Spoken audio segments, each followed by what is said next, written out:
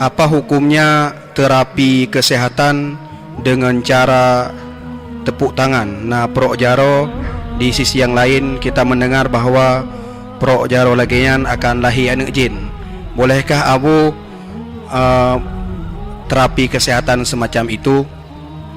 Terapi tepuk tangan. Tepuk tangan yang dibolehkan yang paling enggak laganya palit unun aduh likut jarawi. Adakala likut jaronun aduh palit jarawi, adakala likut dengan likut, ke dengan ke tidak boleh. Tetapi hanya teruk tingkat haram dan makruh. Berarti terapi tepuk tangan dihindari yang ke dengan ke.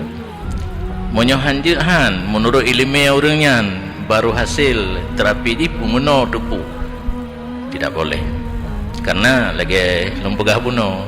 Hana wajib taat kepada pimpinan terapi tepuk tangan menentang dengan agama menyatakan tidak boleh.